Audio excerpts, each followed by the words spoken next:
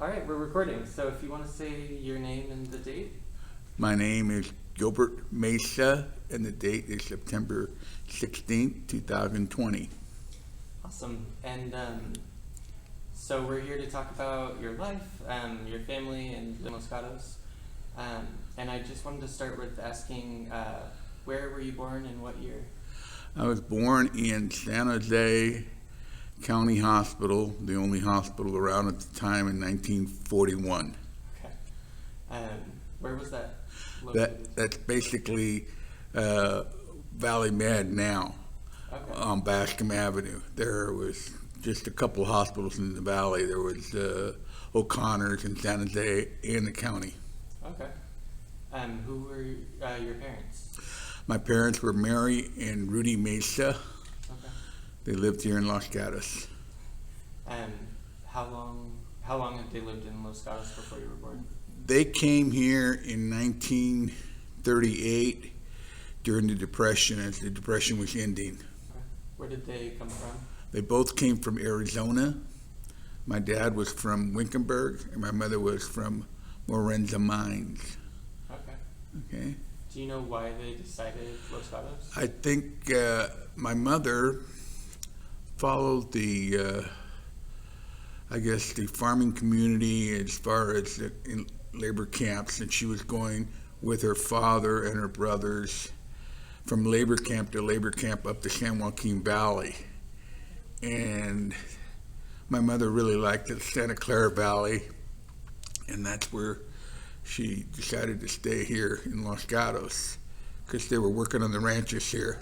Okay. What was your father's profession? He worked on the ranch. My dad, my father's profession was, at that time, he was like a traveling barber. He would go from labor camp to labor camp cutting hair for the migrant workers. And that's how he met my mother, through her brothers, because she was cutting both of her brothers. I think she had 3 brothers, and he would cut their hair, and then somehow they got hooked up in some labor camp, and then moved here. Okay. Do you know whereabouts that was that they met? I think they met in Half Moon Bay, in that area. There was that labor camp out there. But my dad was probably traveling pretty much by rail. He was, I guess you could say, a hobo barber. He would go, like I say, ride the tracks, going to these different labor camps. And they were all pretty close, like Mendota, Fresno, and all that area down there. Wow, so he really moved around. Yeah, he moved around. He was like a gypsy, I guess. And then your mother, so she was already here more or less when they met? Yes, she was already here. They did not meet in Arizona. Okay. My grandfather was from Mexico.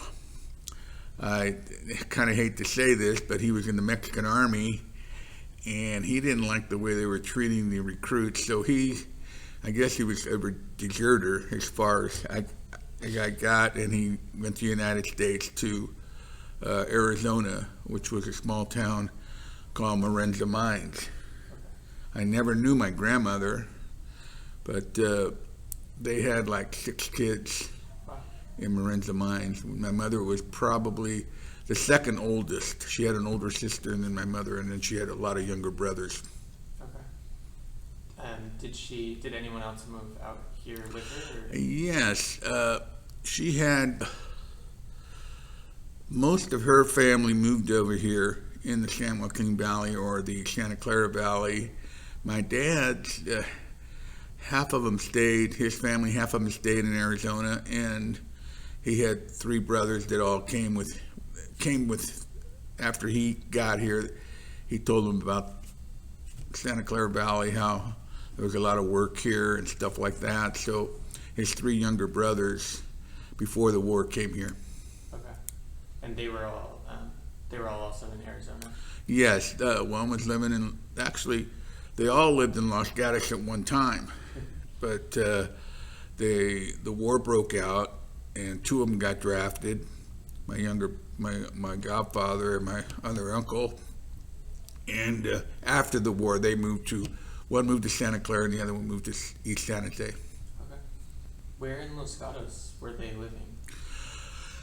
One was living on Park Avenue, right here by where the old park was, and the other one was living on Monterey Avenue behind the drugstore, the Walgreens. Oh.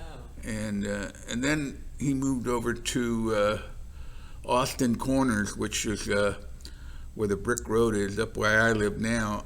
There was a gas station, and he lived down there below the gas station. As we were kids, we used to go visit him there, and it was a lot of fun because they had a creek, you know.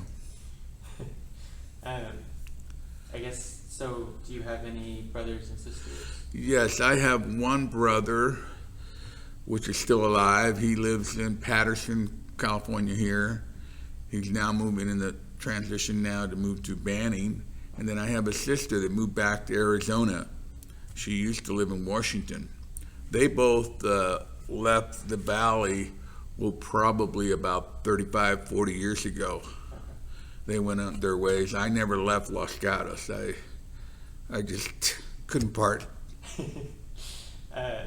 What was your childhood like in Los My Gatos? childhood was very, it was difficult because we were raised right by where the train depot was actually where the post office is now. That was my front yard. And we used to play around there, and then down at the creek at the memorial pool. But when I was, I guess, about 6 years old, my mother had contracted tuberculosis Oh, wow. through working in the, I guess, the ranch and all these farming communities where they had these labor camps. So a lot of the people got TB because of the living conditions. So she was taken from us and put in the sanitarium here in Santa Clara County for 4 years. Wow. So at that time, it's kind of hard for me to say, but they took my sister. My sister went to live with my aunt, and my brother and I stayed with my dad, which was fine. We lived here in town, and everybody in town pretty much knew what the situation was, that my brother and I didn't have a mother. But we knew everybody in town, all the merchants and everything, because we used to live right downtown. So other than that, it was kind of difficult because we didn't have a mother, but we did have a father, and he did everything he could to raise us. And he knew one day that sooner or later she was going to come home. We were allowed to see her. We used to go once a week to see her at the county hospital there, but we weren't allowed to touch her because she was in a room by herself, and she could see us and we could see her, and we visited her every Sunday. And we pick up my sister to take her there, and it was a difficult time. Yeah, I apologize. That's very hard.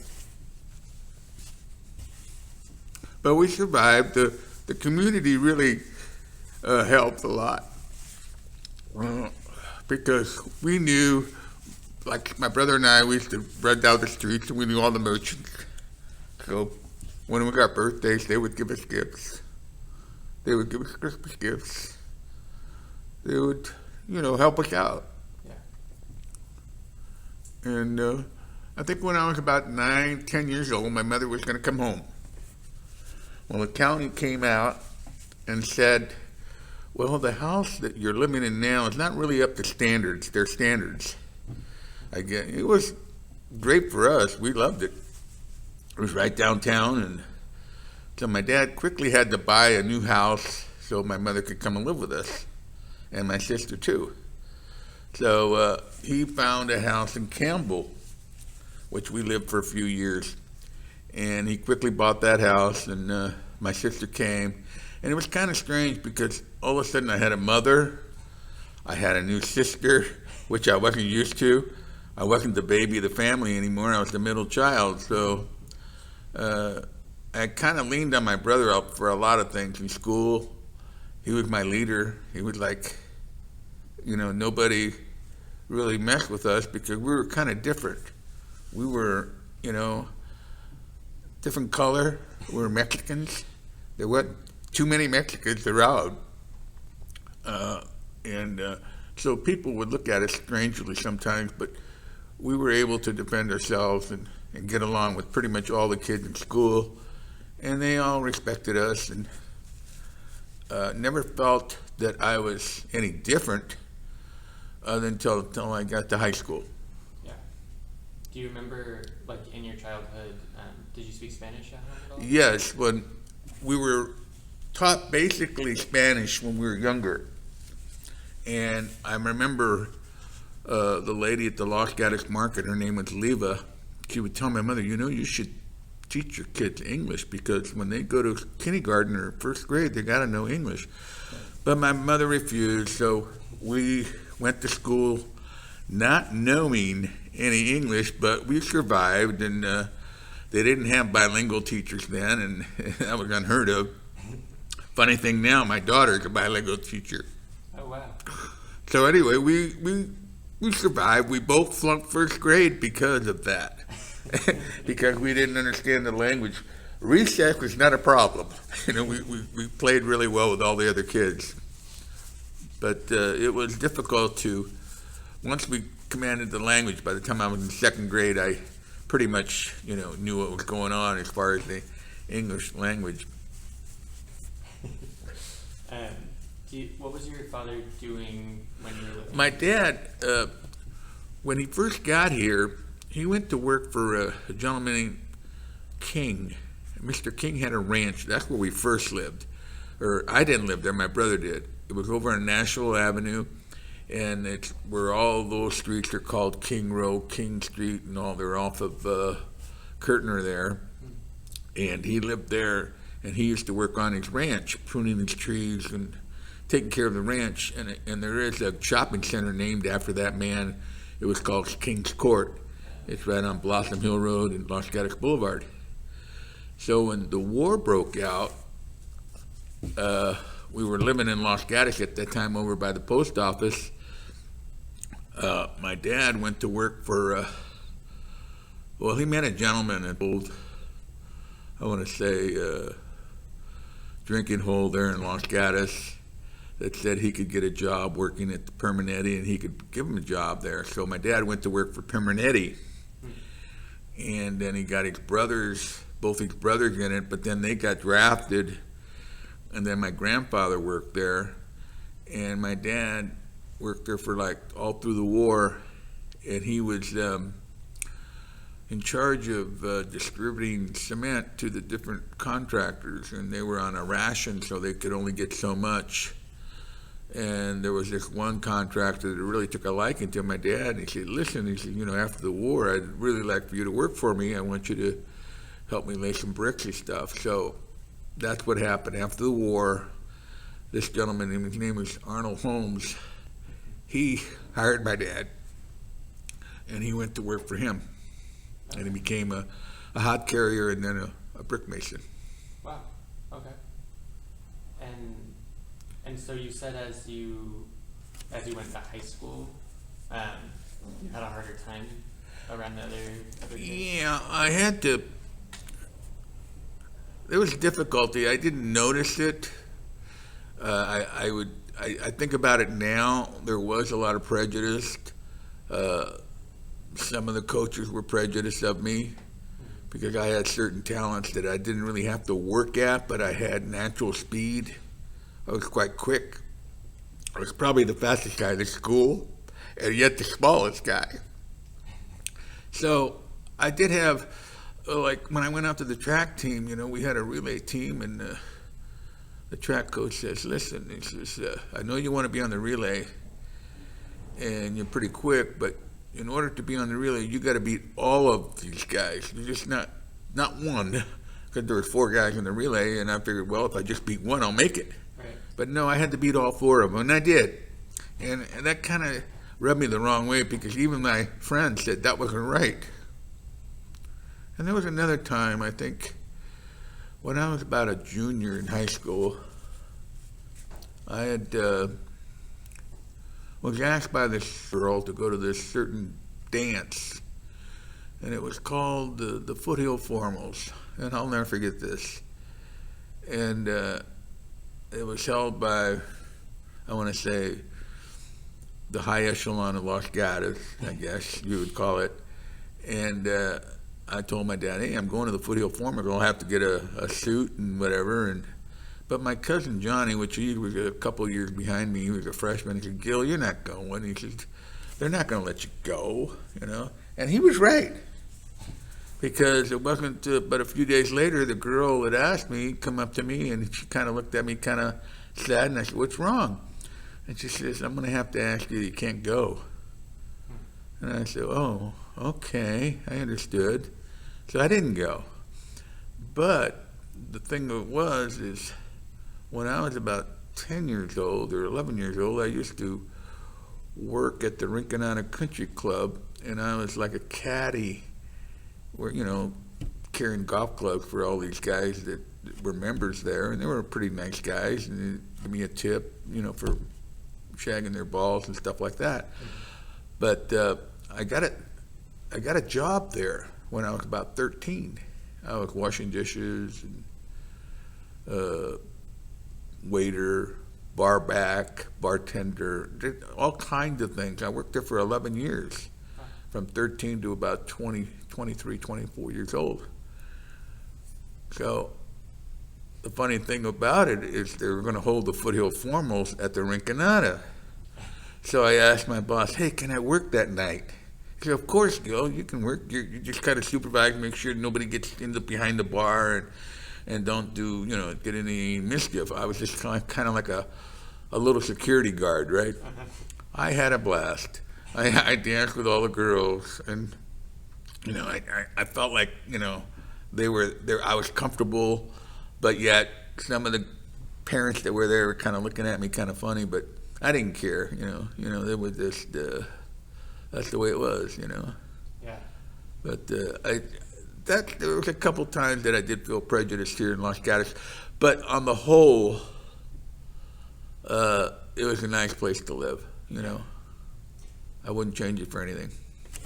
Yeah, I think that's pretty common. I think a lot of people say, like, you know, I might have encountered some prejudice, but generally the people around were nice. Yeah, they were. You know, I didn't have any people that really made any remarks. We used to joke about it, you know, and they used to say, oh, those are dirty Mexican. They always considered us all Mexicans were dirty, but I guess, I don't know, maybe because we were tough. Because nobody messed with us. Because it's a while later, as more Mexican people moved into town, there was the other part of town there by University Avenue, down there by Roberts Road. We had my uncle move down there, and I had several other families move down there. We used to call it the barrio. So, but we wouldn't let the Italians or any other nationalities come down that street, because that was our territory. It was just like, you know, it was kind of fun, but it was different. It was, you know, we just played together, and but we also mixed in with the other kids, and we were just had a lot of fun here in Los Gatos. Yeah, it's interesting because I heard someone else mention a part of town where a lot of Mexican families lived.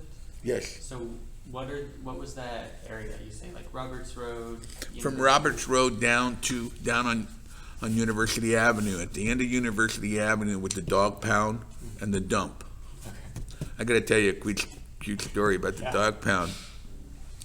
We used to go down there to visit my aunt. She lived down the end of the road, and they had this dog pound down there, and the guy would catch a dog and put him in, but you could walk around and see all the dogs.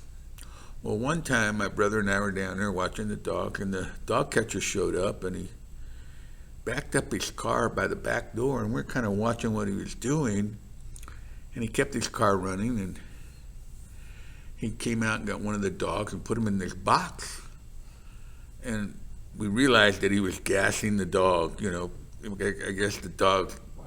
days were numbered and he had to go. And so then he would take the dog out.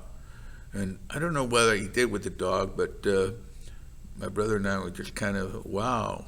And there was probably about 10 or 12 dogs in this kennel here. And they all seemed like they were healthy dogs and they were fed them and everything. Well, that night, my brother, being as mischievous as he was, he turned all the dogs loose. So the next day in the paper, the Los Gatos Times, they said, somebody let all the dogs loose. Nobody knows who it was, but I do. It was kind of funny. But I don't know whether they ever caught all the dogs, but they didn't kill too many dogs after that. That's good. You know.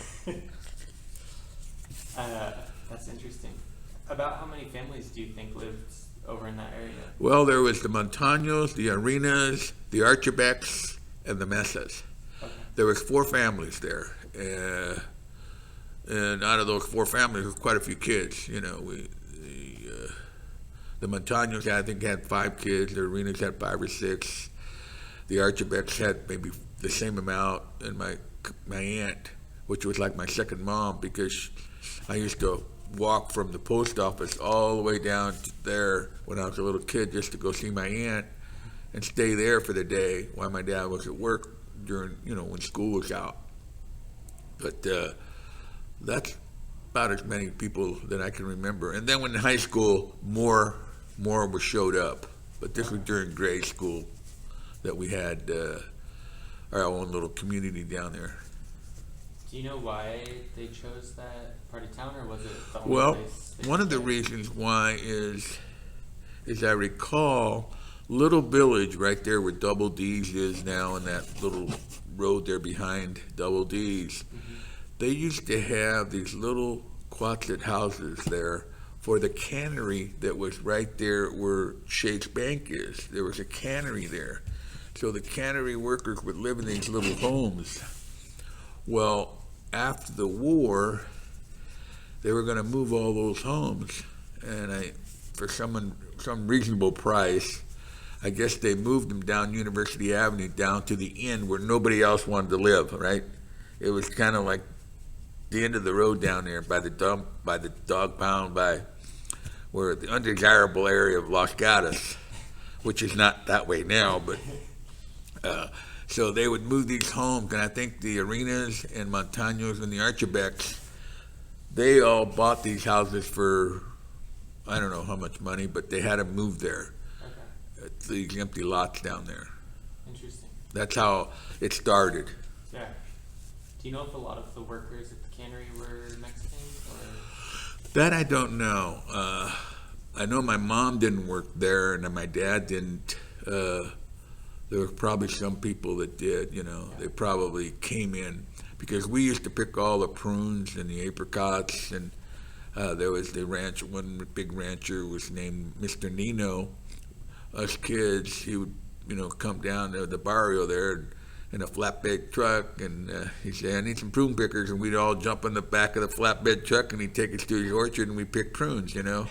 And it was a lot of fun because we did it all together. You know, it wasn't like, you know, it wasn't slave labor or anything like that, but it was just a lot of fun. You know, my mother would make us lunch. She knew that the farmer was going to come, so he would pick us up and take us to Saratoga or Los Gatos Boulevard.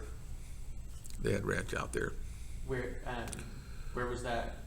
You said Mr. Nino? Well, he had property right there by Vasona Park, the county park there. That was all his. He had property over by the Los Gatos Cemetery. He had property in Saratoga.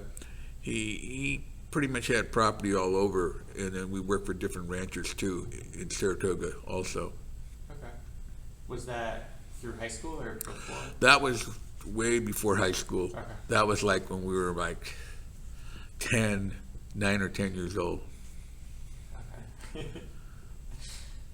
Did your family also enjoy, like your brother and your other family members? Did they enjoy going out and into the?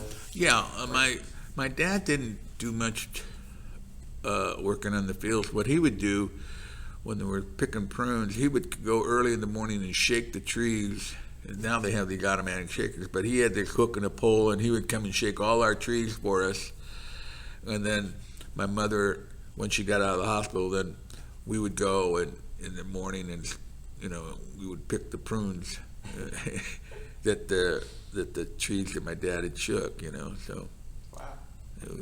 But it was a lot of fun.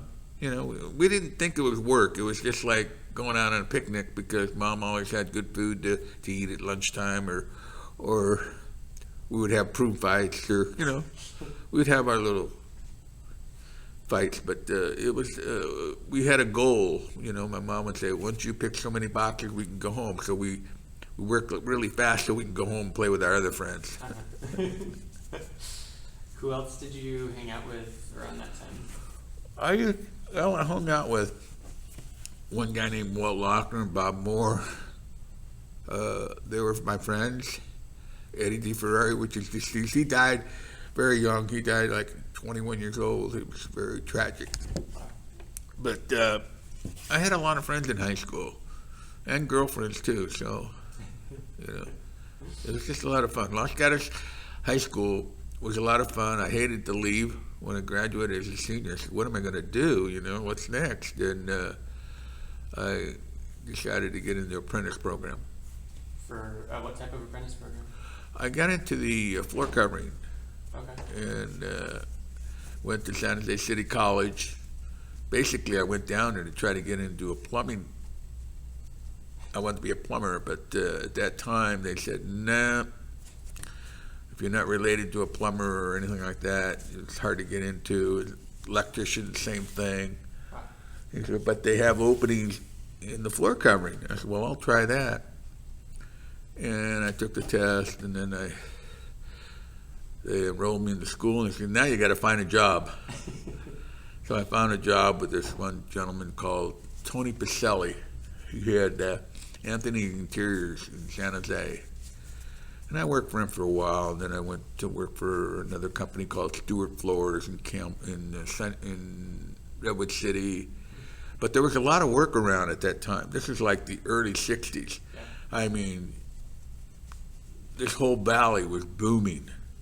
They were tearing out the orchards and putting in homes. It was just, you could buy a home fairly cheap. There were tracks all over the valley. So as far as work at that time, then you didn't have any trouble working. Yeah. And did you keep living in Los Gatos that whole time? Yes. I lived in Los Gatos over by Fisher School. Bought a place on Mitchell Avenue, a big old Victorian there, fixed it all up, and lived there for quite a few years. Started a business close by, which is about a block away on Los Gatos Boulevard, which I still own. I don't own the business because the business is no longer there, but I still own the property. Going into business in this small town was difficult at that time when I started because the economy was down and I didn't know anything about starting a business, but I knew how to lay floors.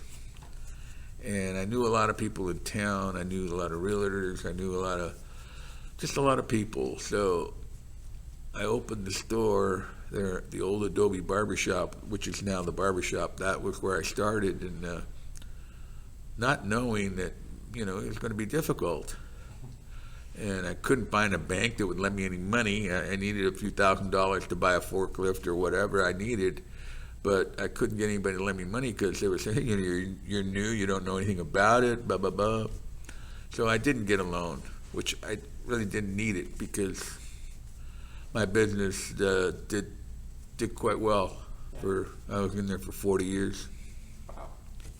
And what was the location? It was right on Los Gatos Boulevard, next door to Louise Van Meter School. Ah. And it's the old Adobe barbershop is where we started, and then we moved into the two-story. That piece of land there is about 1 acre, and it's got several buildings on it. But I bought it on a fluke. I rented the old Adobe barbershop was for rent. So I said, well, this is it. It's 2 blocks from my house. I'll rent it and start my business.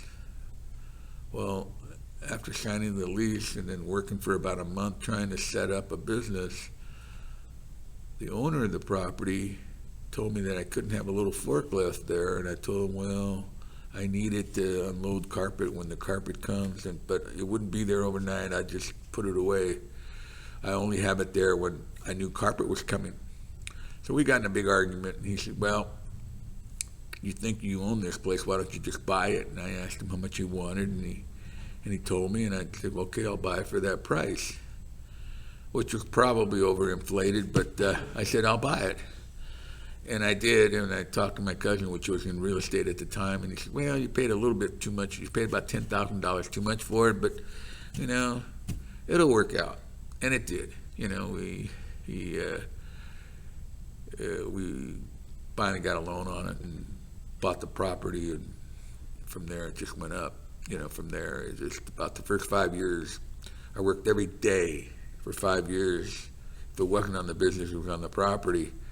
And after 5 years, I knew that we were going to make it. We never did advertise. We just word of mouth, and we had 6 good employees and a couple of nice ladies that worked inside.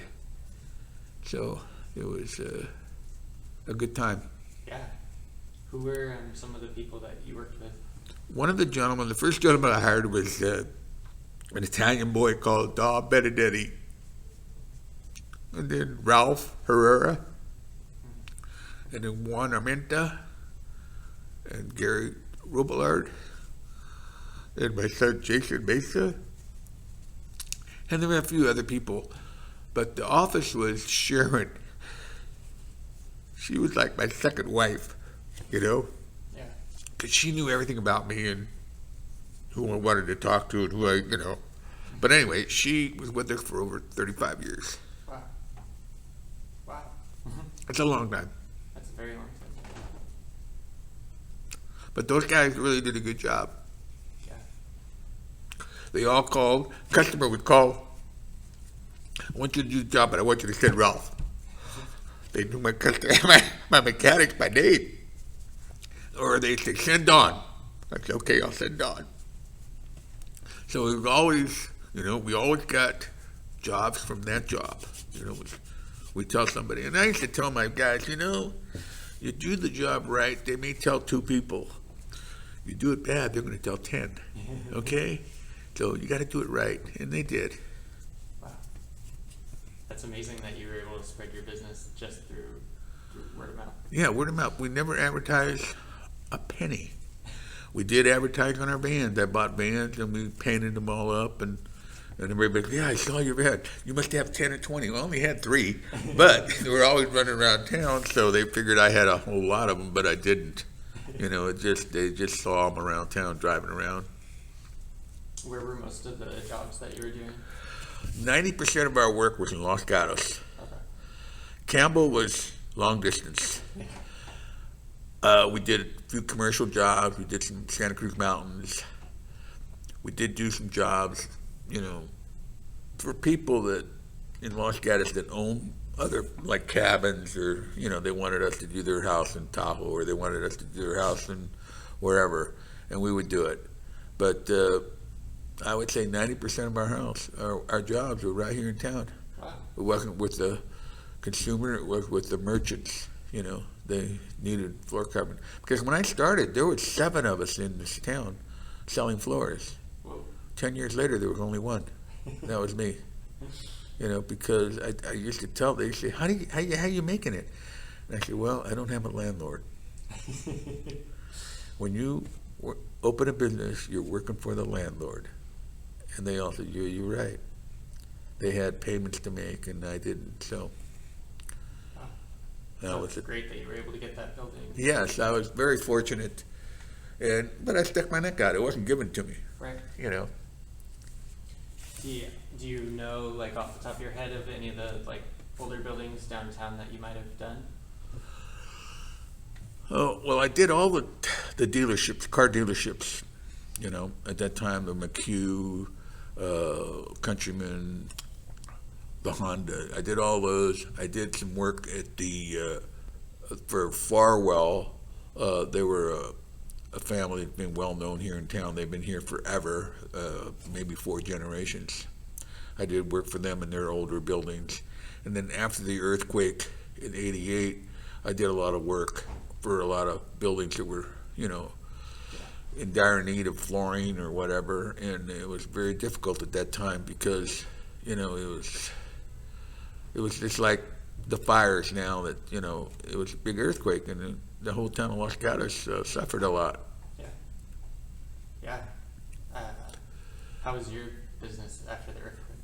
Well, business was booming if you could get there to do the bids because most of them were insurance bids, but then you couldn't get to Santa Cruz Mountains because they were, the people wanted you to bid.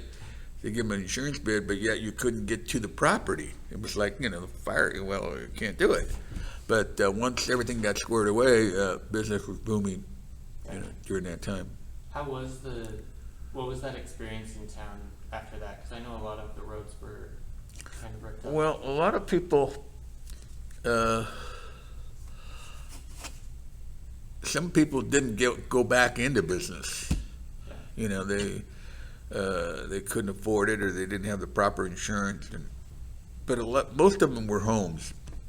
Yeah. And they couldn't move, so they had to fix their homes. If it wasn't us, it was a lot of people. There were companies from out of town that were coming in here and fixing things up. Yeah. Was it, I just don't know super well, was Los Gatos hit harder than a lot of other places? Pardon? Was Los Gatos hit a lot harder than other places? It was probably hit about the same as Santa Cruz, and it was hit pretty hard to Main Street. They closed Main Street. You couldn't go down Main Street. Old Town was pretty much shut down. You just couldn't go down University Avenue. They wouldn't let you down unless you were a resident. Then you could only walk down. I remember that. It was just, people were camping out in the streets, just kind of living in front of their house. Wow. It was kind of weird because gas was turned off, Yeah. power was turned off, so there was no place to sleep or eat, so they were sleeping in their front yard. Wow. Did you have any friends that were living downtown at that time? Yeah, I had several friends that suffered through all that, and I was fortunate. I didn't have any damage. I had damages to some of my rentals, but my house, I lived up by La Hacienda Restaurant there, and up on the hill there, and I didn't suffer any damage at all. I was very fortunate. Wow. And is that where you lived after the house over near Fisher? Yes, after I sold the one on Fisher, I bought this. My cousin showed my wife this house up there on Cannon, which I wasn't really enthused on leaving downtown Los Gatos, but she decided she wanted to move up there, and it was a good move because big piece of property, a lot of privacy, viewed the whole valley. I mean, it was like a big move, It's like moving into now $1 million, but at that time it was like, I think it was like $400,000, and I thought that was, my goodness gracious, my first house was $12,000, and here I'm buying one for $400,000. It was crazy, but it all worked out. It's just a great house, great. I'm still working on it, doing all kinds of stuff on it. Do you live there primarily, or? Yes, that's our primary house. Okay. We've had other homes and secondary homes, but I'm approaching 80, and I sold our nice cabin that we had up in Arnold, and the kids were kind of disappointed, but it was a lot of work, but then the driving there and stuff like that, it got old. Yeah. So I decided it's time. There's time for everything, Tell me more about your kids. My daughter, we have what we call a split family. I have a mixed family. I have my daughter and my son. My son graduated from Los Gatos High School, and he went to work for me, and he lives up in Santa Cruz Mountains now, and he's now working for Therma, which is a big heating air conditioning company. He likes that better than floor covering. And my daughter was a bilingual teacher. She went to Chico. She got her teaching credentials. She was a principal, what would you call a floating principal. When principals went on vacation, she would step in for all these different schools. And now she's assistant superintendent for Campbell School District. Wow, that's great. Yeah. My other three kids, one worked for the bus, BCT, I think it's called, the bus line here in San Jose. The other one works in Sonora, and my stepdaughter lives in Sonora. She used to work at the casino up there, but now that they're closed, of course, they laid her off, and they pretty much closed half the casino, so she's kind of waiting for them to open back up, maybe, I don't know. Yeah. How did she decide to go to Sonora? Her father lived there. Okay. And she decided she wanted to live up there, so Yeah. she raised 4 boys up there. Wow. We have 17 grandkids and 4 great-grandkids, so family get-togethers are quite hectic. How many of do most of them live around here then? Well, my daughter lives here in Los Gatos. Mm-hmm. We had the 3rd generation graduate from Los Gatos High School a couple years ago. Wow. My daughter's daughter and my daughter's son, Jake. I got to tell you a little bit about Jake. Yeah. He's quite an athlete, and he went to Santa Barbara, to Santa Barbara to play baseball. And he played down there for a couple of years, and then he got a scholarship from Creighton. I don't know if you ever heard of Creighton, but they're from Omaha. They're like the Stanford of the Midwest. And he played for Creighton for 1 year, and he became a superstar down there. He was most valuable player at the Big 8 Yeah. in baseball. He had a batting average of like .410. Then his junior year, he got drafted by the Detroit Tigers. Whoa. That was last year. Well, as you know now, then he went to the farm league in Florida, playing down there, and then this virus came, so everything's kind of like a shutdown now. But yet, he's still a Detroit Tiger. You know, he's going to be going back as soon as everything opens up again, and I'm very proud of him. That's amazing. Yeah. So that's cool. You get to see your name on TV. Yeah, I went to the World Series in Oregon when they had it there. They came in. They lost to Michigan, which won the World Series in college, but they beat them once. They had a 3-game playoff. But anyway, and I've been to New York. I've been to back east where all the teams play, traveling just to go see them play, and it was a lot of fun. Wow. That's very cool. Yeah. What year did he graduate? He graduated, let's see, he's 21 now. I'd say about 4 years ago from Los Gatos High School. Okay. And what year did you graduate? I graduated in 1960, Okay. way back. You know. Do you still keep in touch with anyone that you went to high school with? Yes, we have a group that we meet on Thursday nights. Not so much now because of the virus, but we used to meet every Thursday night or Thursday 5 o'clock down at the park or somebody's home. Maybe about 20 of us. Wow.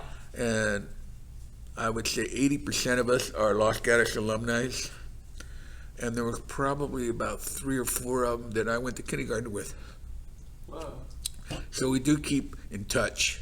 I just lost one friend that I went to kindergarten with. He died in February. Oh, wow. And but that's to be expected. We're all getting older, and we hear about it, you know. But I do keep in touch with some of my long-time friends. That's nice. What kindergarten did you go to? I went to the kindergarten right across the street here. There's a church. And below the church, there was a police station, and behind the police station was the kindergarten. Mrs. Reynolds had her class there. That's before they had us up here at Old Town. Okay. And then we used to cross the bridge, go across the bridge to Old Town for first grade. But that's where I went to kindergarten. Then they moved kindergarten over at Old Town at that time, after I got out of kindergarten. Okay. And did you go to the University Avenue School? Yes. Okay. Wow. Yeah, I went to University Avenue School during the time that my mom was in the hospital. My dad would drop us off in front of the school. We'd get there before the janitors, and we'd go in and wait for the janitors to open the doors, and we'd kind of play around before school started. But that's where I went, and then went to Los Gatos High. Yeah. Did your father live here? Continue Yes, to live here? my father, once he moved to Campbell, he pretty much stayed in Campbell. Okay. You know, he had a nice home there, mom and dad. I was gonna ask, are you part of any like organizations, like religious? I was a Rotarian for about 15 years. Okay. I joined that.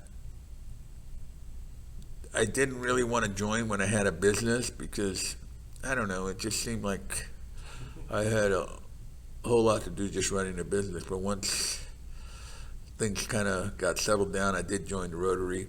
I had a nice gentleman that nominated me for the Rotarian, and I thought that was a great group. And that's the only service club the Lions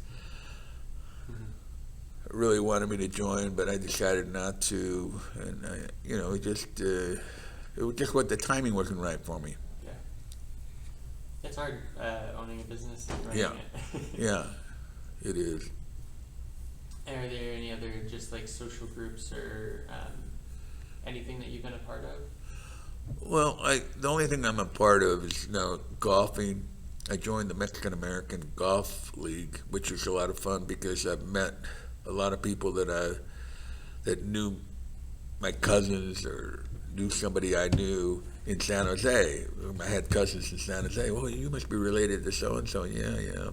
So it's a lot of fun, talking to them, and then I do golf with my buddies. I got a foursome that we try to golf every week. Wow. Where do you usually golf? Oh, we usually golf local here, Spring Valley, Los Lobos, or Seascape, Okay. But we try to keep it local. We do have a group that we do vacation with. There's probably about, I would say, 12 of us. And we've been all over the world. We've been to China, Cuba, all over Europe. And these 12 people that we all go together. And we have a lot of fun. That's very nice. How did you meet them? Or they're just Well, friends? I knew this one lady that was a travel agent.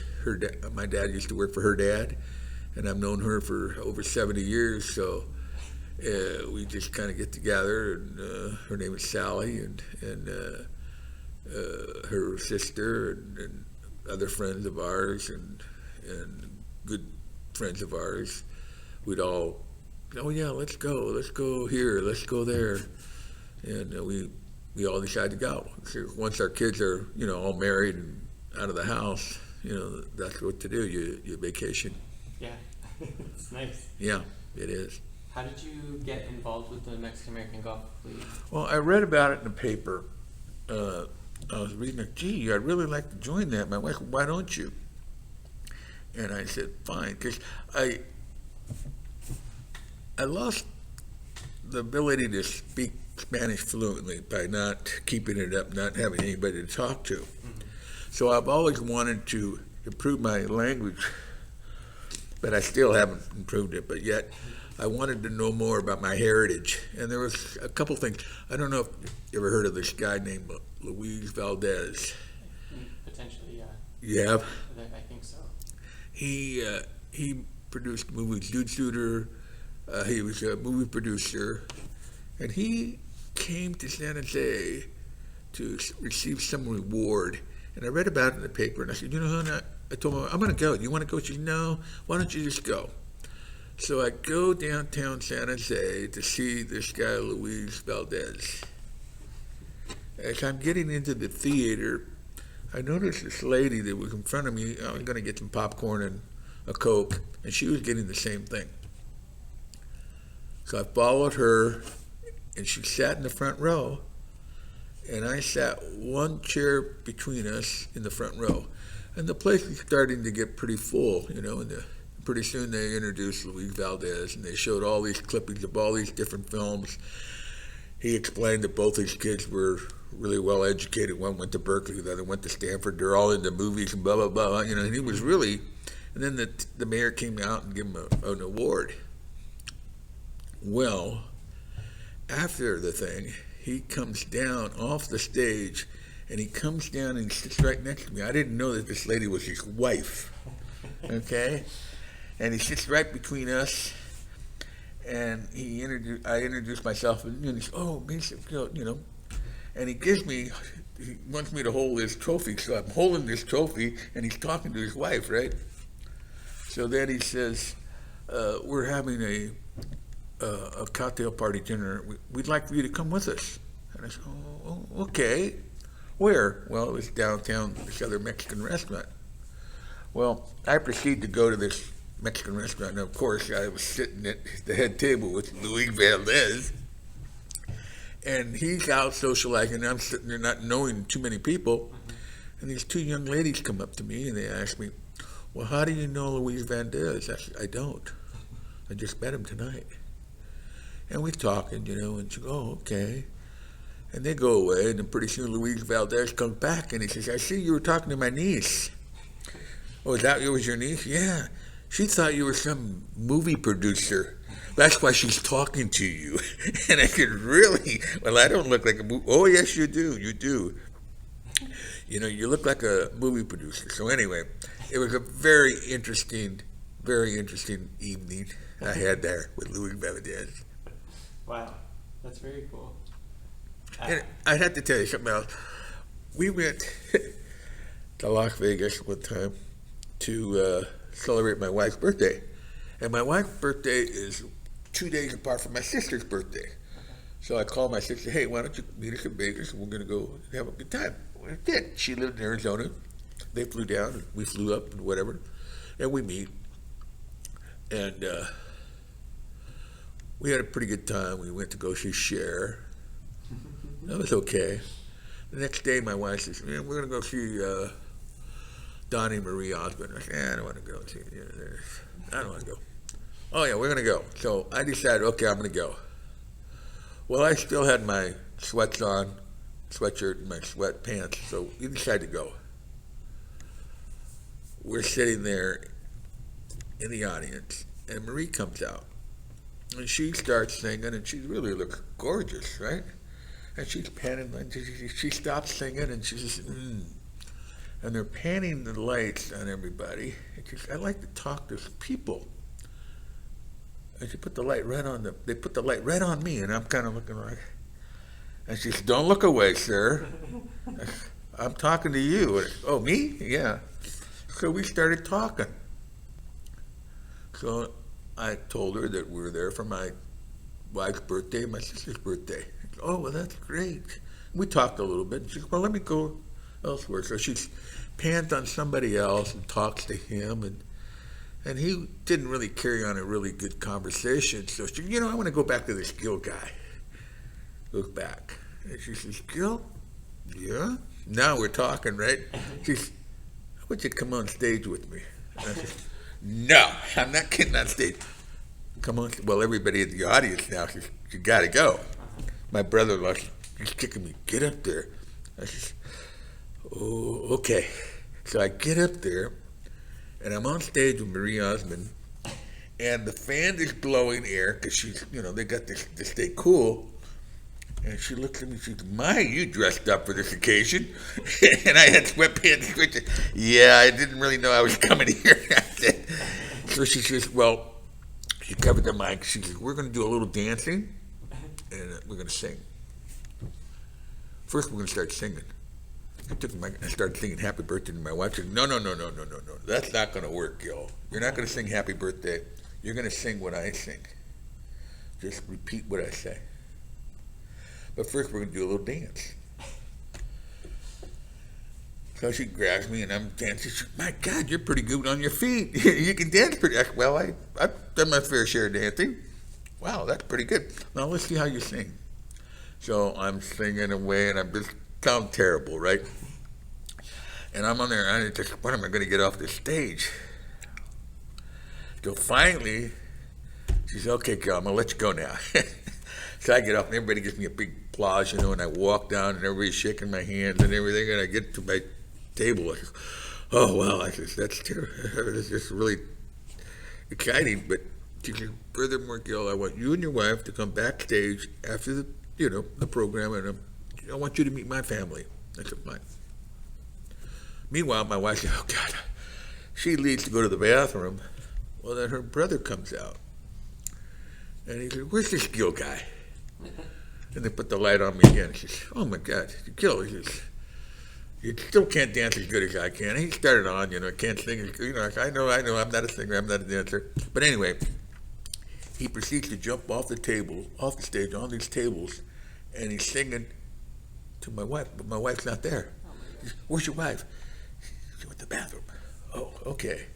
So anyway, he jumped back up. My wife comes back and says, honey, you missed it. She says, what did I miss? Donnie was singing to you, but you weren't here. Really?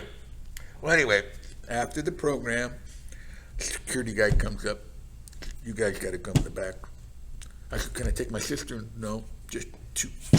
So we go back there. We had a ball. They took pictures, and all that. And everybody teases me about it. Next morning, that night, we leave the casino there and we go across the street where we were staying. And I'm playing on the 21 table. And this one couple is waving to me. And pretty soon the pit boss says, is your name Gil? I said, yeah. He says, look, people over there want to say hi to you. And I said, hi, and the dealer said, what's that all about? I said, well, about a half hour ago, I was on the stage with Marie Osmond. Really? Mm-hmm. And he stopped dealing. He calls the cocktail waitress over, and he says, let's get champagne for everybody. We gotta toast this, right? So he gets champagne for everybody, and we're talking and we're drinking, and I told him about the stage thing. Oh, well, that's fantastic. She says, that is really great. You're a celebrity. I said, nah, I'm not a celebrity. Well, those people know you. I said, yeah, but I don't know them. Mm-hmm. Next morning, my wife and I go to breakfast. The maitre d's going to sit us down, and these two women were pointing at me. My wife says, look, those people are pointing at you. We walk by, and they said, that's him. And then my wife said, it's him. And they said, is he off cloud nine yet? No, not yet. But we had a blast with the whole thing. It was just the whole weekend. Marie Osmond made it for me, That was one of my highlights other than Luis Valdez. I kind of like Luis Valdez a little better because he was more down to earth. Mm-hmm. But Marie did a good show and treated me fantastic.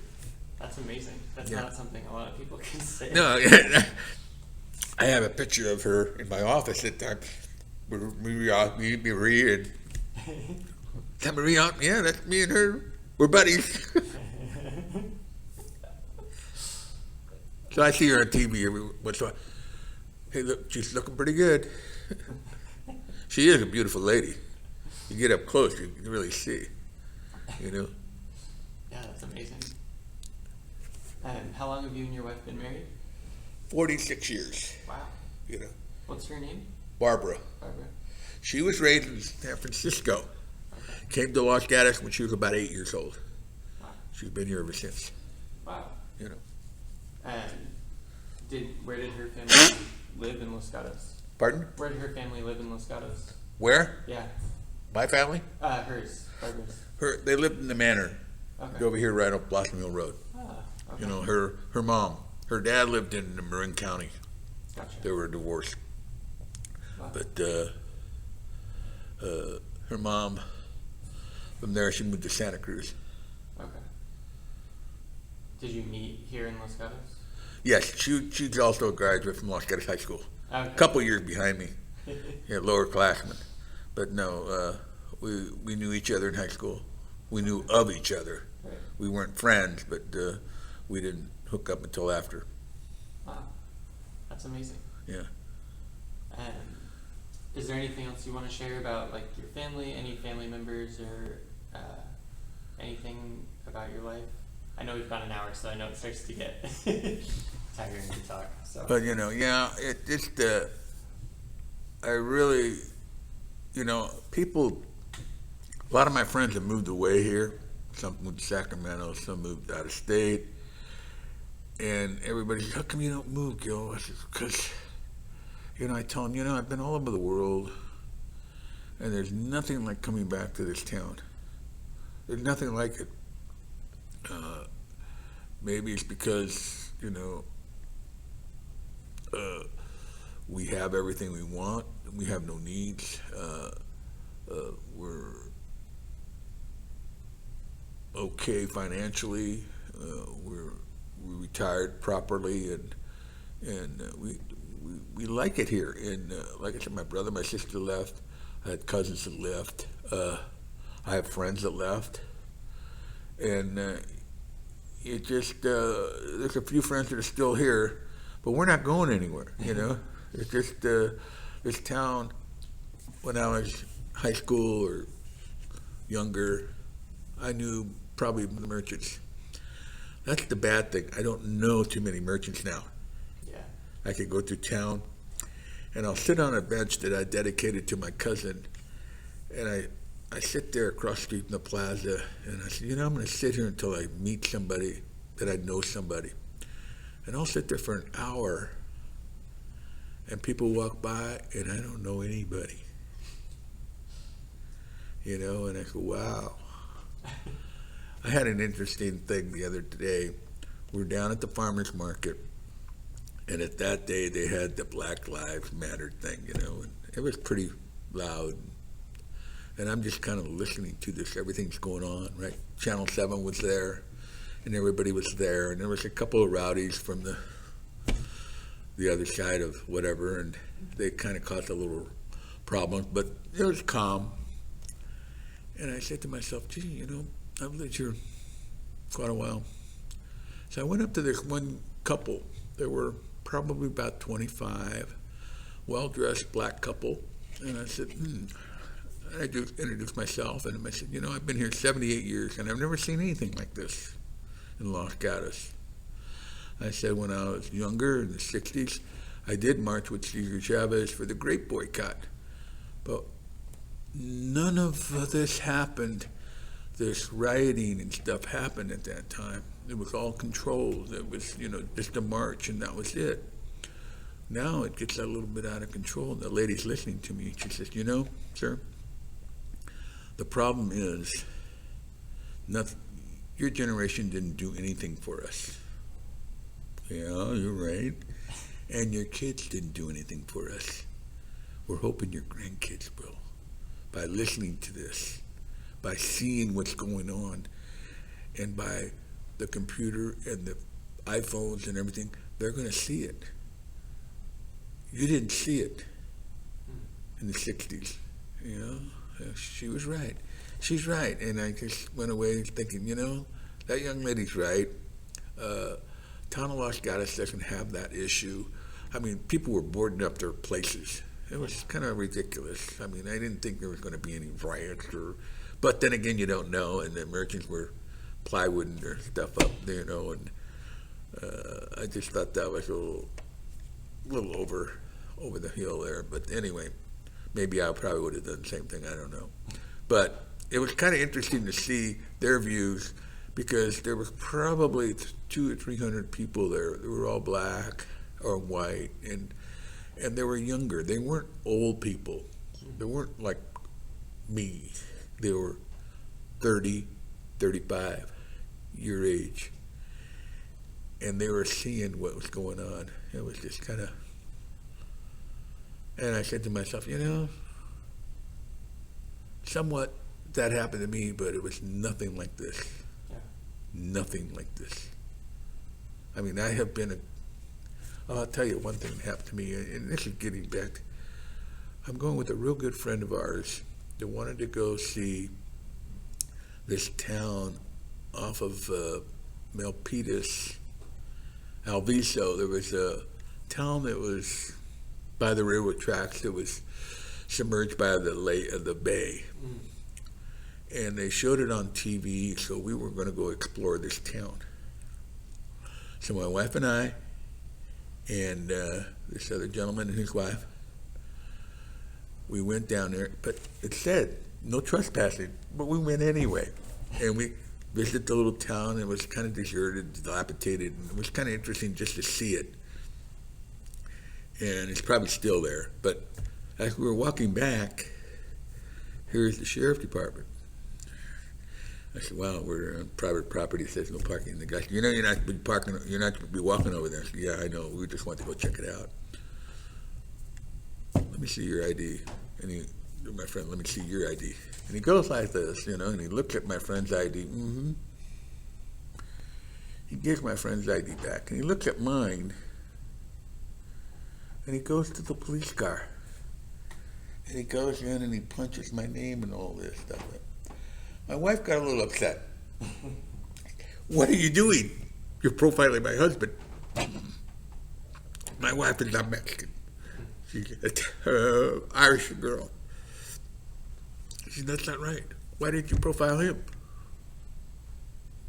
My wife saw what was going on now.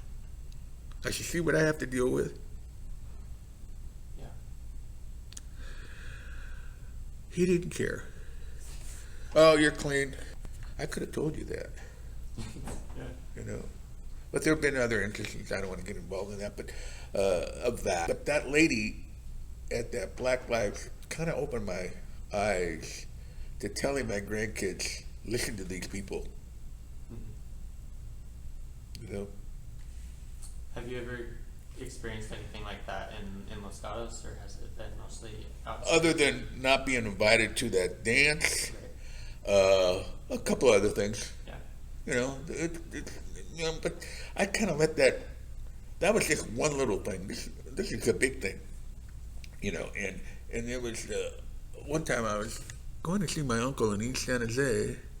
It was 1979, and I had a brand new car, a 79 280ZX. Shouldn't have been driving it.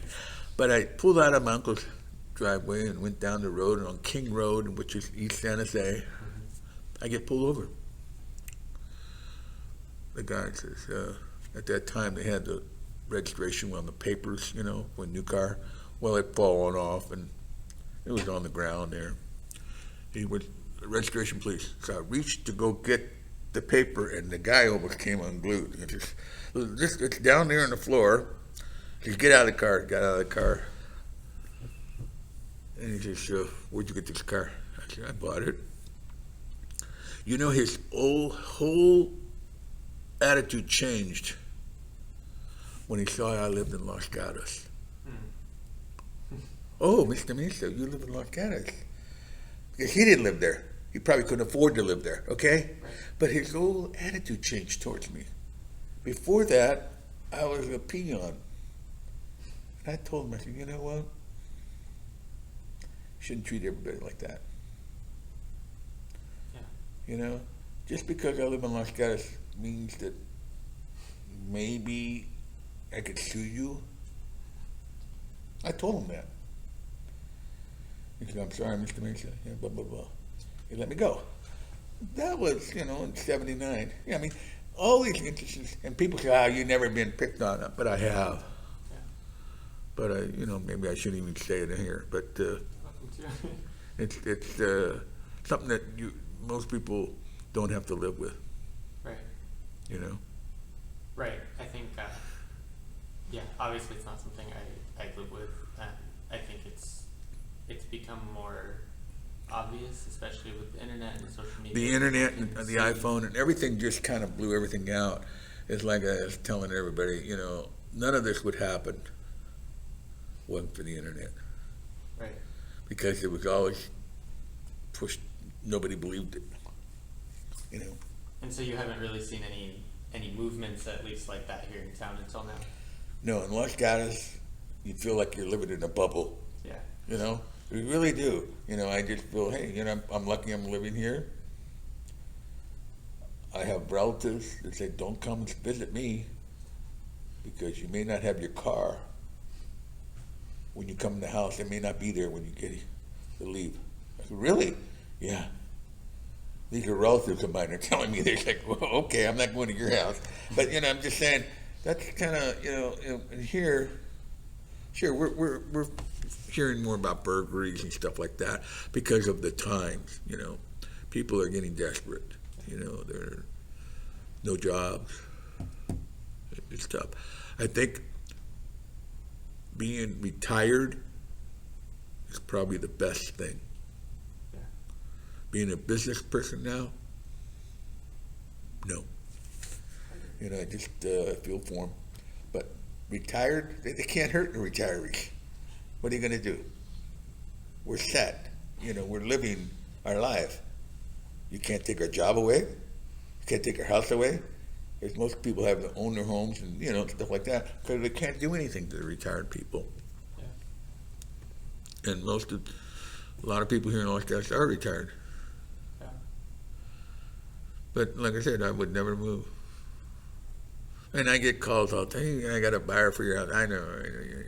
That's a bunch of baloney. I says, no, I'm not selling. And another thing I like doing, I have changed the subject. Always liked cars. Mm-hmm. When I bought cars, it had to have the biggest motor. It had to have the most horsepower. I don't know why. If I bought a truck, it had to have the biggest motor, or a car.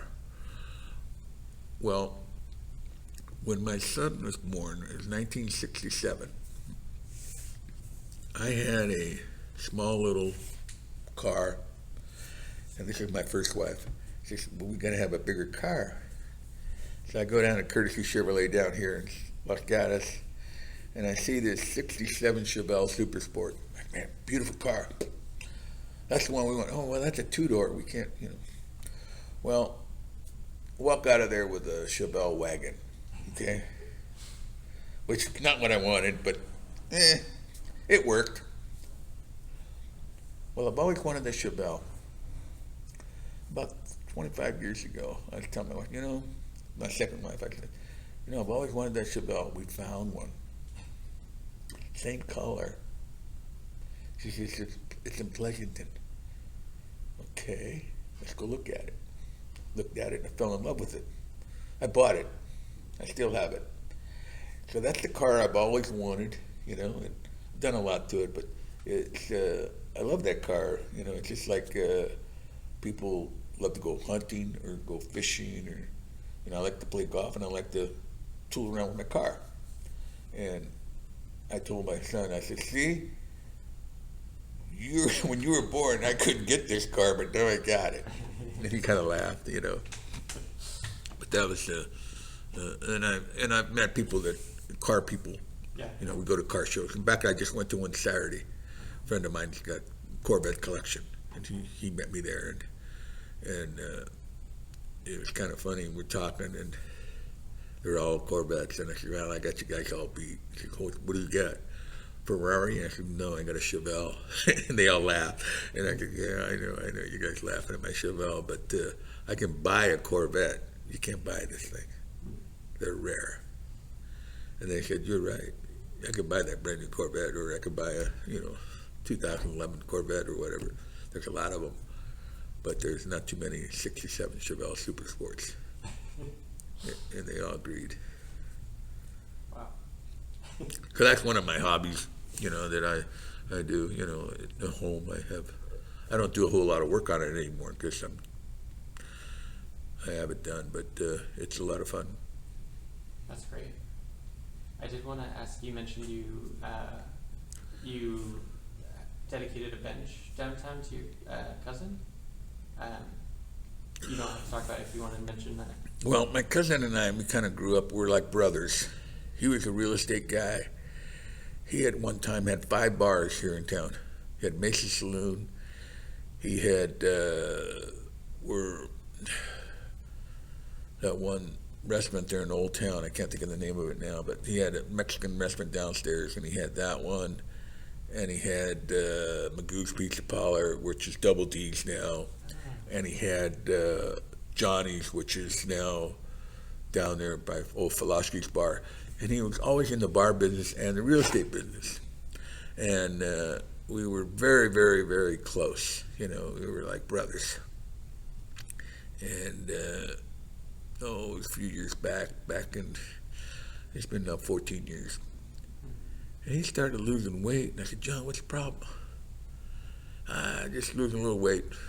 I said, well, my wife and I were leaving, we were on one of our vacations. We're going to be gone for a month with our friends. I said, well, when I get back, take you to the doctor. So I got back, and it was like August 1st. And I took him to the doctor, Dr. Ness down in Dr. Johnson. And the doctor looked at me, and I'm there with him, and he says, Gil, I want you to take him to the hospital right now. I said, what do you mean? Well, he had pancreatic cancer. And that was August 1st. Well, he died the 31st of August. 4 weeks later, he was gone.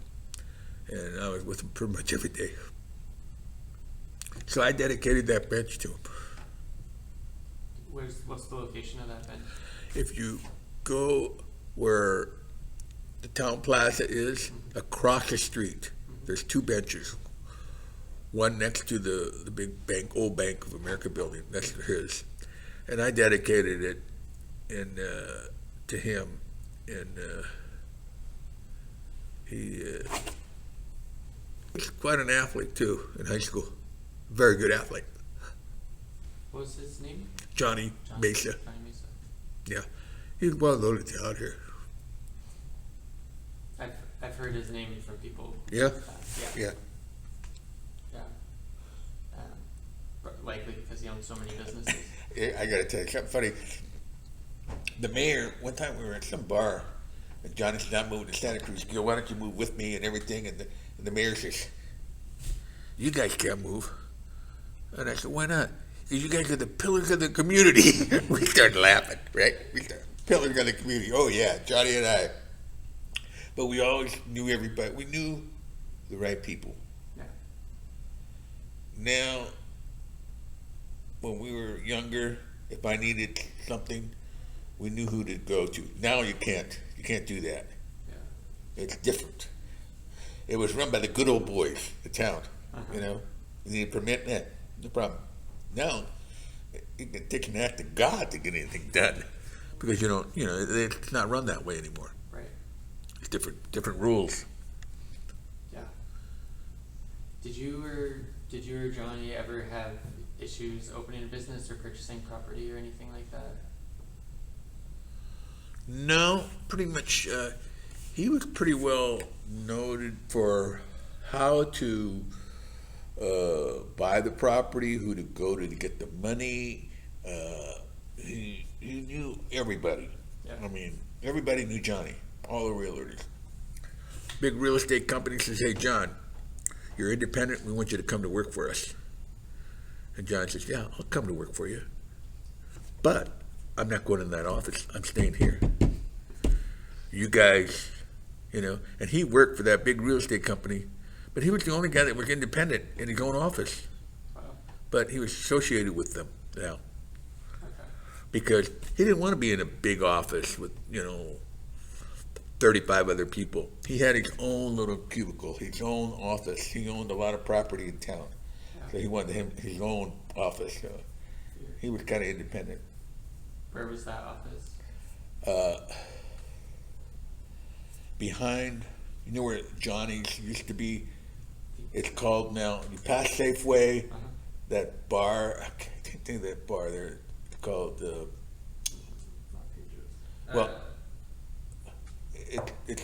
it's owned by one of the guys that makes the bread company. Right, that makes sense. Yeah, well, it's right behind there in that parking lot. There's a building there. That was his office. Okay. In that parking lot. Wow. He was there, That bar used to be called Foloshki's when we were kids, and our folks used to go there. And Lawrence was the owner, and Johnny and I, when we were kids, we'd walk by that to go to the show, and Lawrence would be there, and he'd wave us in, and we'd sit up at the bar, and he'd give us Cokes, right? And he'd say, your folks were here the other night, they had a great time, and we were like 8 or 9 years old, right? And we thought we were big shots. And we used to make money by selling the TO, which was called the Times Observer at the time. And I think you had to pay a dime for it. And we'd go get a stack of the papers. And there was one bar called Club Gato on one side of the street, and the other one called Manhattan Club on the other side of the street. We stand in front of the bar. Patrons would buy those papers as they walked in. I don't know whether they read them or not, but we would sell out real quick, and then we'd go down and cash in and then go to the theater, go to the movies, right?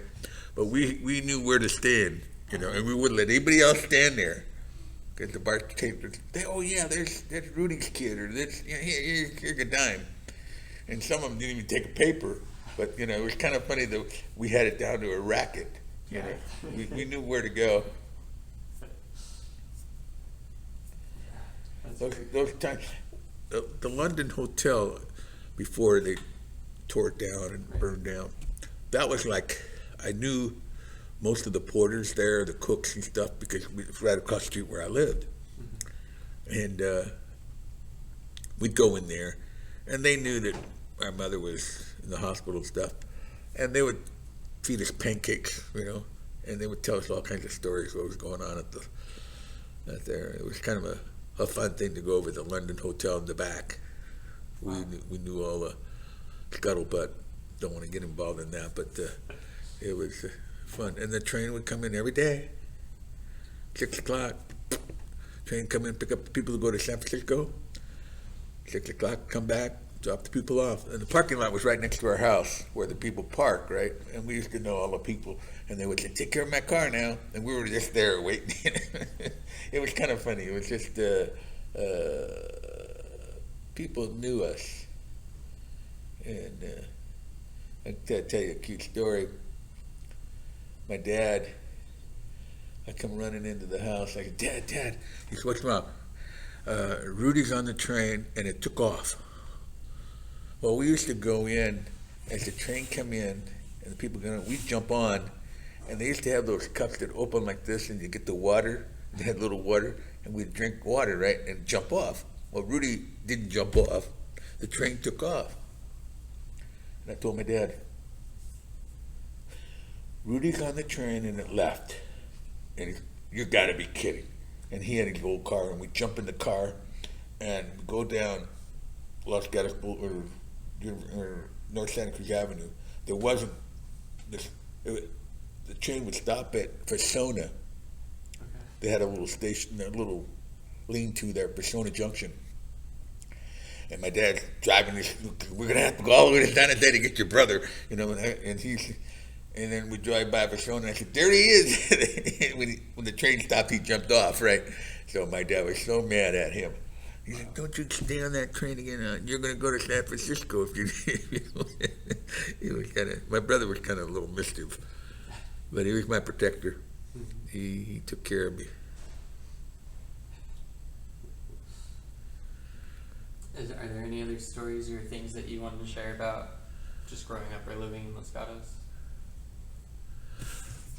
In the summertime, when the train came in by the Memorial Pool down there on Park Avenue, there was all these green, rental places that were summer rentals. So at the beginning of the summer, the people from San Francisco would come here to stay for the summer. So we had summer friends. So when the train come, we knew that we had to help them with their luggage and get them so we can go play with their kids, right? So we would go play, and then they would feed us, get us hamburgers or whatever they had to eat. They would have a barbecue or whatever. But we had summer friends, and then they would go away. When summer was over, they would go to San Francisco. They were gone. So that was kind of cool that we had these different friends, and I knew that's how I met Angela Alioto. You know who Angela Alioto is? I know the name Well, her father was the mayor of San Francisco. Yeah. Yep. And she's superintendent or something. And I met her and her brother. They used to come down, Wow. you know. I was gonna say it must have been more wealthy people who Yeah, came down from. San yeah, the Francisco. wealthy people came down. It wasn't the peons. They would stay there for the whole month, you know, sometimes 3 months. Mhm. But mainly they stay about a month. Yeah. But Ian, I got to tell you another cute story. We lived down there on Montebello Way, 35 Montebello Way. We were the first house. The parking lot was here, the first house. And then they had Jim, who used to live next door, and then this grouchy old guy lived in the third house down. And he had a lot of chickens. Well, my mother used to feed the hobos. They used to come in on the train, right? And somehow they knew that my mother would make them a burrito or a taco, and they would go down the creek, and they'd stay down there. They didn't bother anybody. They didn't make a mess, because my brother and I used to go down there to the little camps, and they were neat, and it wasn't cluttered like it is now. But this one time, that grouchy old guy come to my mother, and he says, "Your kid stole one of my chickens." My mother asked her, "No, I didn't steal your chickens." My brother, "Nope, didn't touch your chickens." Well, that night, we go to the hobo camp, and there's the chicken being roasted. And I told my mom, "The chicken's down there, too. That's good," she said. "That guy did too," you know. "But you guys didn't steal it." "No, we didn't steal his chicken." But it was kind of these hobos were nice guys. I mean, they weren't derelicts. Mm-hmm. They weren't, we were like 7 years old, you know. We were, actually, nowadays they'd probably throw my dad in jail for the way that we run around town without any parent supervision. Right. Because one time, we were in the Cub Scouts, and there's one lady, she lived right down here. We went to her den meeting, and I always used to look out for the green car, because that was the county car with the little seal, you know. And I told my brother, "The green car's out front." And we have a little meeting with the den things, you know, and all the Cub Scouts. I said, "Rudy, we got to leave." So we take out the back door and go down the creek there, and then we go home. So I asked my friend, "Oh, that was the county. They were going to come and get you guys." And I said, "Really?" "Yeah, because she turned you in." I said, "Oh." So we quit Cub Scouts. I told my dad, "No, you don't have to go to Cub Scouts anymore." So I said, "Okay, fine," you know. But the county did come to the school and give us TB checks, because my mother had tuberculosis. So they would come in, pick my brother and I up, take us down to the county, and I guess give us x-rays, and then come back. If we were clean, then put us back in school. So the county did do that, but they never, you know, tried to take us away, because my mother was living in the county hospital there. She was living and a lot of the other women there just, "How come your kids get to stay with their parents?" My kids are in the reform school in Gilroy. They had a school where they send you, you know. He said, "My kids, all her friends' kids were there. But your kids, they're running free." And she says, "I don't know. It's because maybe it's Town of Los Gatos." Right. Could have been. Yeah, could have been. Interesting. Probably right. There's a chance. Yeah. Well, it's If I was living in San Diego, they probably would have taken me away, yeah. you know. But since I was living in Los Gatos, where it was a closer community, Right. everybody knew. We didn't have a mother. Right. Yeah, it sounded like a lot of the community helped you Yeah. all through that time. Yeah. Wow. And the best job I had, I think it was the Rinconada, Yeah. because I worked there a long time, and I was able to do my sports. And if I was washing dishes, the guy says, "Listen, you go have your football games and stuff, you come after." And we show up, Walt Lochner and I, we'd show up about 12 o'clock that night. We'd wash dishes until 4 or 5 in the morning, because they were packed up for us, right? And they didn't care, you know, as long as you guys just lock up, you know. And it was a good job, because they kind of catered to our schedule. If I had something going on, I'd been there so long. I've been there longer than a lot of the waitresses. And And that's where I met my first love, one of the waitress's daughters. Yeah, What was her name? Jeannie Skis. And we went together all through high school. Then she went away to college. She's a very smart girl, way too smart for me. And I think that's what separated us, her going away. She became a nurse. Then she became she joined the Air Force. She was a nurse for the Air Force and stuff. And she was a lieutenant and then went up the ranks from there. In fact, I still kind of keep in touch with her. I know her brother real well. Her brother lives in town here. And I kind of keep in touch with him and I ask her about her. And she got 2 children, 2 kids, 2 girls. And my mother really liked her. She said, "Oh, how's Jeannie doing?" I don't know. She's married. But she had a happy life, which is good.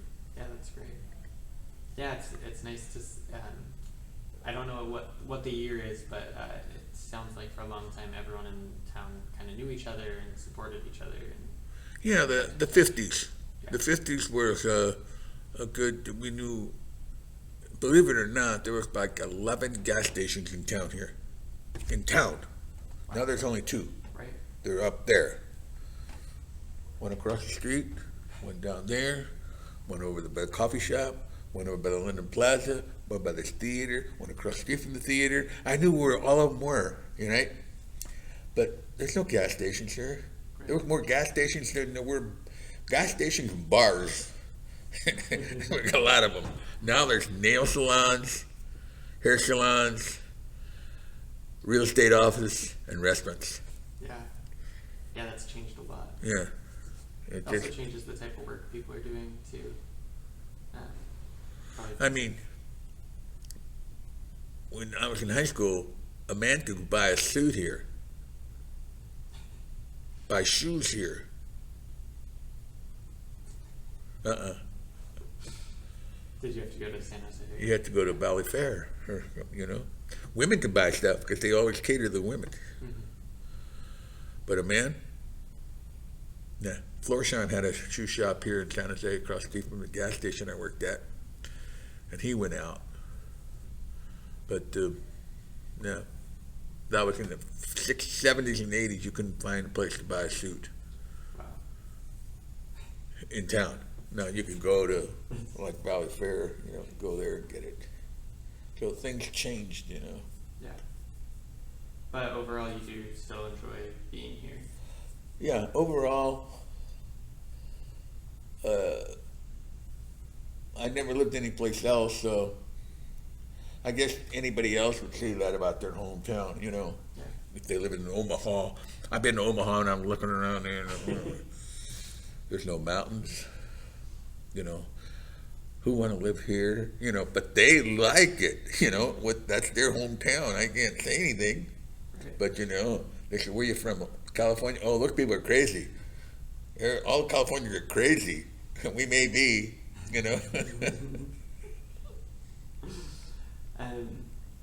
Anything else you want to add before I stop recording? No, I just pretty much covered a lot. Yeah, a lot. I'm amazed that you, one, can remember all of these details, because I feel like a lot of people can't dig that deep into their childhood. So it's nice. Well, I remember more of what I did when I was a child. I remember, and people say, how can you remember this? World War II. Mm-hmm. Okay, I was 4 years old, and my grandpa made a victory garden. Wow. And they said, what's a victory garden? Well, that's, during the war, they didn't have all this produce, so you had to grow your own. And I remember those little ration stamp books Mm-hmm. where you had to buy coffee and flour and tires and stuff like that. Yeah. And she said, how do you remember all that? I said, I got a good memory as far as a child. I can't remember what I had for breakfast yesterday, but, Right. but I can remember a lot of that during the war. Yeah. And a lot of people say, how can you have a good memory? I said, yeah. Even my sister tells, I don't know how you even think. I tell her things that she did. She said, I don't remember that. And I said, well, you did. Yeah. I mean, you've covered your childhood, your parents' lives, your siblings, cousins, kids. That's pretty good. I think it's amazing, like how much your family specifically has contributed to the town, and it's maybe not even widely known. No, it's not. There's a lot of people here that I know that their families have contributed a lot. They're town originators and stuff, the founders of this and founders of that. We just lived here and we enjoyed it here, and it was just a fun time to live here, and it still is to me. You know, I enjoy it, and my kids enjoyed it, and my grandkids enjoyed it, and they like it here. Yeah. My one big wish is, before I die, that I get to see my grandson play for the Detroit Tigers. Yeah. I feel like there will be time. Yeah. He's got probably about 5 more years before he gets to that stage, but he'll get there. He's a worker. He's a good athlete. Yeah, that's incredible. I might stop recording if there's anything else that you I think that'll be it. I think I'm pretty much covered Yeah. a little aspect of all my life here, and some people will say, well, how boring, but to me it was exciting. And it's great to hear. It's great to hear directly from you what your Right. life's been like and the things that you've. And the one thing I have no regrets. You know, that's the one thing. No regrets.